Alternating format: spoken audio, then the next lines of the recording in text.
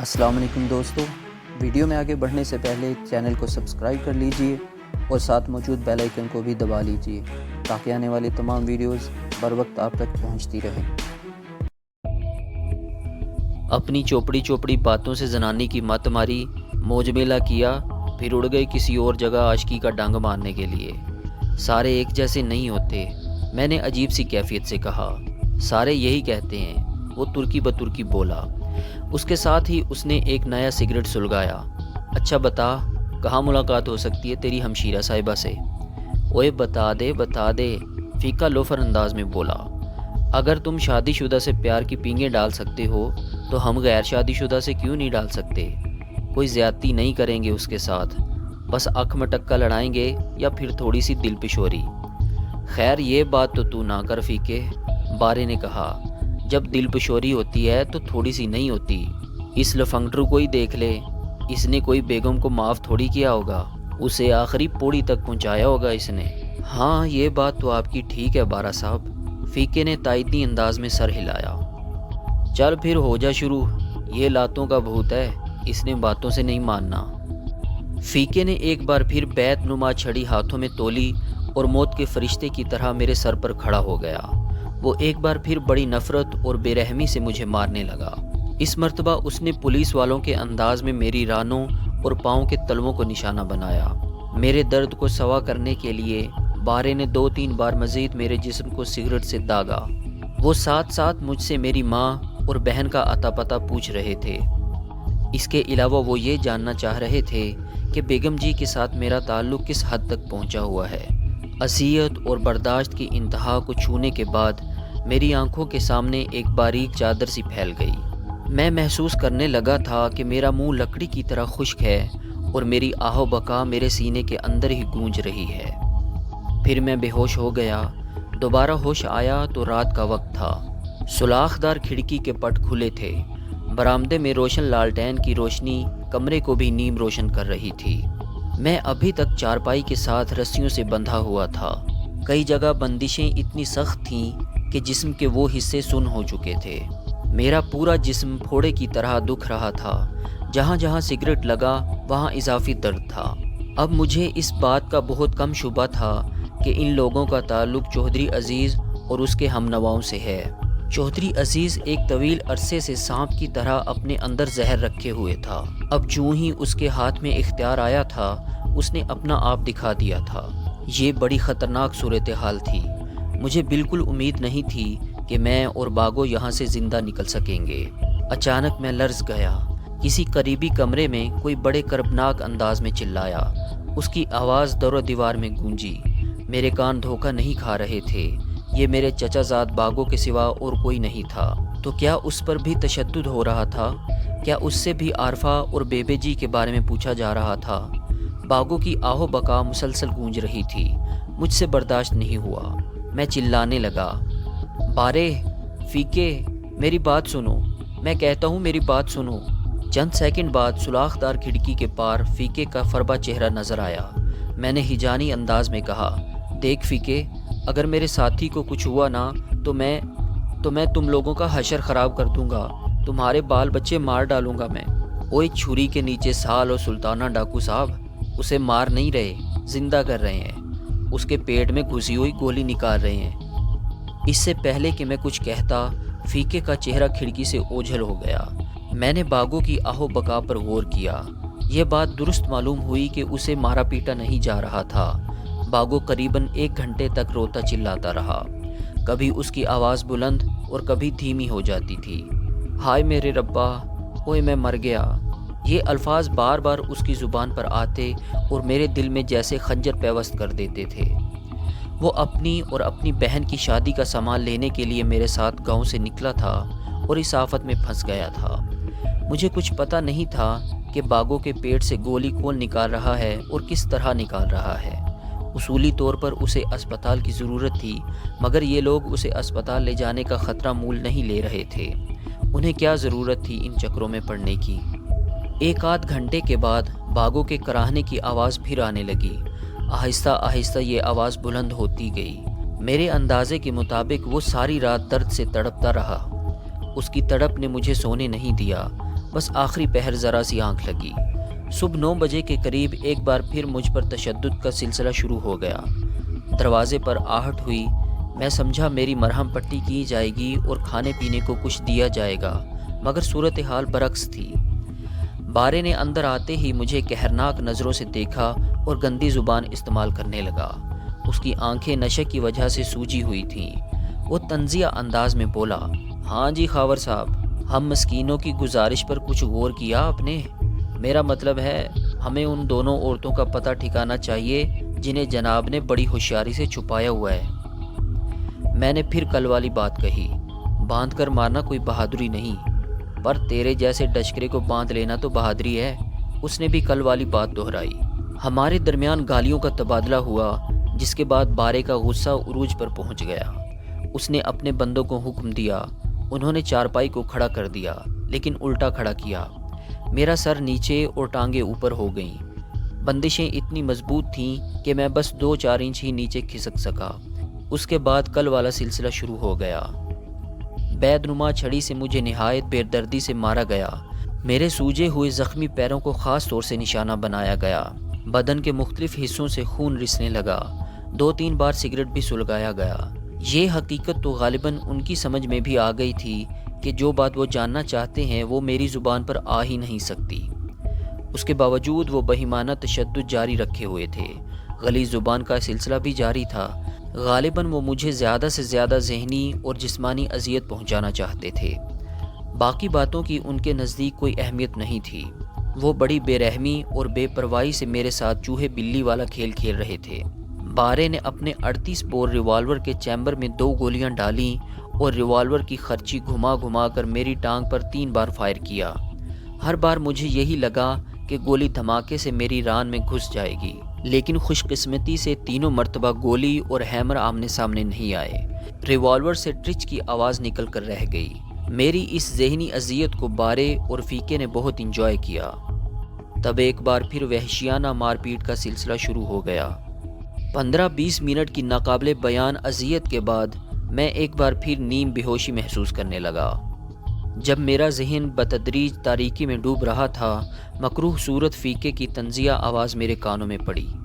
اس نے مجھے گالی دی اور بارے سے مخاطب ہو کر بولا، کچا بدماش ہے جی، کچا ہے ابھی۔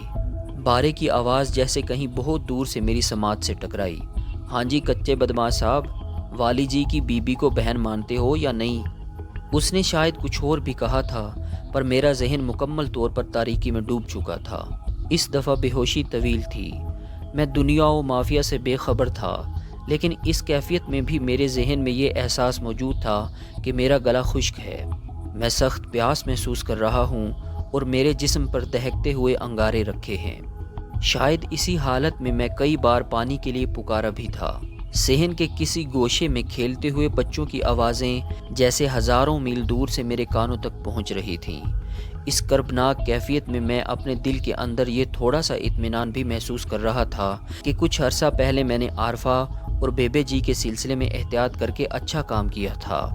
اگر آج وہ اپنے گھر میں ہوتی یا ان کا اتا پتہ گاؤں والوں کو معلوم ہوتا تو ان کے لیے خوفناک مسائل پیدا ہوتے۔ ایک طویل بے ہوشی کے بعد جب دھیرے دھیرے میرے حواس بحال ہوئے تو میرے ہونٹوں پر نمی تھی، گردن بھی گیلی ہو رہی تھی۔ شاید ابھی کچھ دیر پہلے ہی مجھے کوئی پانی پلا کر گیا تھا۔ چارپائی کو اب سیدھا کر دیا گیا تھا۔ میں اس پر لیٹا ہوا تھا۔ برآمدے میں روشنی کے زاویوں سے اندازہ ہوتا تھا کہ شام ہونے والی ہے۔ اپنے ارد گرد کی آوازوں پر میں نے غور کیا۔ خاموشی تھی۔ باغوں کی آواز بھی نہیں آ رہی تھی۔ وہ کہاں ہے؟ میں نے پکارنا شروع کر دیا، کوئی ہے؟ اوئے کوئی ہے؟ چند سیکنڈ کے بعد بارے کے ایک ساتھی اسلم کی شکل نظر آئی۔ کیا موت پڑی ہے تجھے؟ اس نے اکھڑ لہجے میں پوچھا۔ میرا ساتھی کہاں ہے؟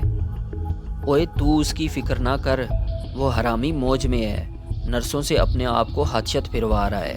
کیا مطلب؟ اسپتال میں ہے، تو اپنی فکر کر۔ مجھے پیشاب آ رہا ہے، میں نے سنی انسنی کرتے ہوئے کہا۔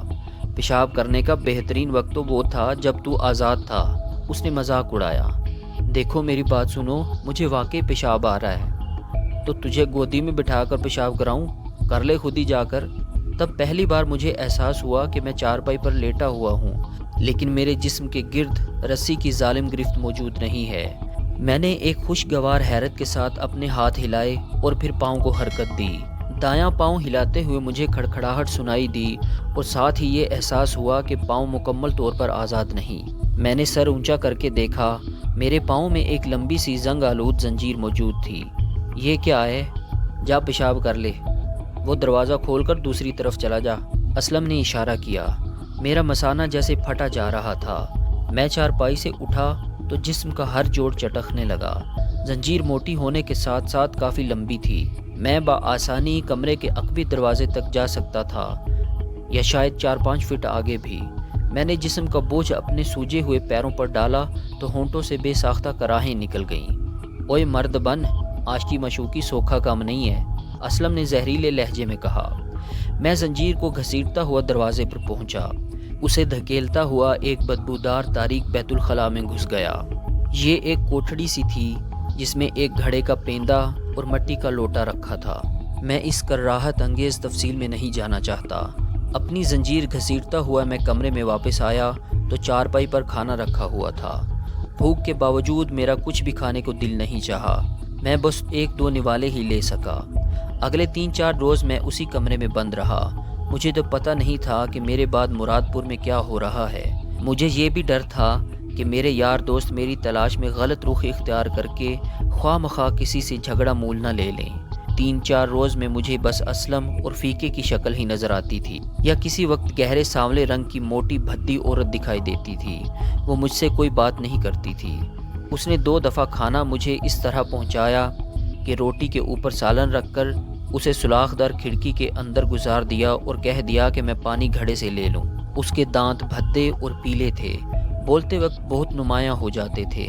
فیقہ بالکل چپ رہتا تھا، لیکن اسلم مجھ سے تھوڑی بہت بات کر لیتا تھا۔ ایک دن وہ کھڑکی کے پاس بیٹھا چرس والا سگریٹ بھر رہا تھا، رائفل اس کی گود میں تھی۔ اتنے میں ایک 7-8 سالہ بچہ آیا اور بولا، چاچا امی کہتی ہے روٹی پک گئی ہے۔ اچھا ابھی آتا ہوں، اسلم نے کہا۔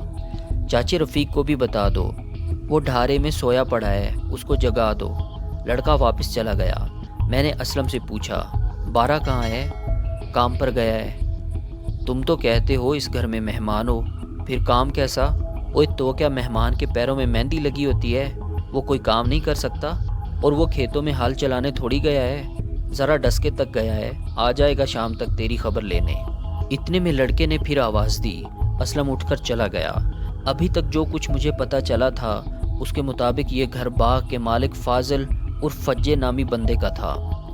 یہاں وہ اپنی بیوی اور 3 بچوں کے ساتھ رہتا تھا۔ فاضل کے 2 بھائی اور کچھ یار بیلی کچھ دن رہنے کے لیے اس گھر میں آئے ہوئے تھے۔ یار بیلی 12 تھا اور دونوں بھائی فیقہ اور اسلم تھے۔ وہ اپنا زیادہ وقت تاش کھیلتے، سگریٹ پیتے اور سوتے گزارتے تھے۔ ان کی سرگرمیاں مشکوک تھیں۔ لیکن چوتھے دن مجھ پر ایک بالکل نئی صورتحال کا انکشاف ہوا اور میں دنگ رہ گیا۔ یہ بالکل صبح سویرے کا وقت تھا۔ ابھی اندھیرا پوری طرح چھٹا نہیں تھا۔ باغ کی طرف سے پرندوں کا بے پناہ شور سنائی دے رہا تھا۔ میں اپنے ورم زدہ زخمی پاؤں کو لحاف میں دبائے بیٹھا تھا۔ ایک عورت کھڑکی کی طرف آتی دکھائی دی۔ پہلے تو میں سمجھا کہ یہ وہی موٹی سانولی لڑکی ہے، لیکن وہ قریب آئی تو اندازہ ہوا کہ وہ ایک جوان سال عورت ہے۔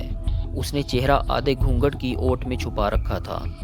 اس نے مجھے کھڑکی کے قریب چارپائی پر بیٹھے دیکھا اور اوڑھنی میں سے ہاتھ نکال کر بولی، تیرا ناشتہ۔ باسی روٹی پر نرم تازہ مکھن اور شکر رکھی ہوئی تھی۔ یہ دیہات میں دل پسند ناشتہ سمجھا جاتا تھا۔ اس نے تہہ کی ہوئی روٹی کو سوراخ دار کھڑکی میں سے ہاتھ گزار کر چنگیر میں رکھ دیا۔ اتنی جلدی ناشتہ؟ میں نے پوچھا۔ آہو پراوا، اس نے عجیب لہجے میں کہا۔ گھونگھٹ کی اوٹ سے مجھے سر تپا دیکھا اور میری حالت جان کر اس کی ہلکی براؤن آنکھوں میں دکھ کی پرچھائیاں لہرا گئیں۔ لگتا ہے تجھے بہت مارتے ہیں یہ، تیری آوازیں ہم تک پہنچتی رہتی ہیں۔ ایسا ہی ہے بہن، تیری کوئی دشمنی ہے ان سے؟ نہیں بہن، بس بے گناہ ہی ان کے ہتھے چڑھ گیا ہوں۔ عورت نے سہمی ہوئی نظروں سے دائیں بائیں دیکھا اور لرزاں آواز میں بولی، مجھے نہیں لگتا کہ یہ تجھے زندہ چھوڑیں گے۔ اگر کسی طرح یہاں سے نکل سکتا ہے تو نکل جا۔ کیسے نکلوں؟ انہوں نے سنگلی ڈالی ہوئی ہے۔ میں نے اسے اپنا دایاں پاؤں دکھاتے ہوئے کہا۔ کوئی شے نہیں ہے یہاں سنگلی توڑنے والی؟ میں نے نفی میں سر ہلایا۔ وہ بے حد تعصب سے بولی، بس میں نے تجھے بتا دیا ہے پراوا، کچھ کر سکتا ہے تو کر لے، نہیں تو تیرے ساتھ بھی وہی ہوگا جو اس کے ساتھ ہوا۔ کس کے ساتھ؟ تیرے یار کے ساتھ۔ کیا ہوا؟ میں پوری طرح چونکا۔ تجھے نہیں پتہ؟ نہیں، وہ مر گیا۔ انہوں نے گولی نکالنے کے لیے اس کی چیر پھاڑ کی تھی، وہ ختم ہو گیا یہیں ساتھ والے کمرے میں۔ مجھے اپنا دماغ گھومتا ہوا محسوس ہوا۔ دکھ کی ایک شدید لہر پہلے میرے پورے جسم میں پھیلی، پھر وہ بتدریج غیظ و غضب میں ڈھل گئی۔ یہ کیا کہہ رہی ہے تو؟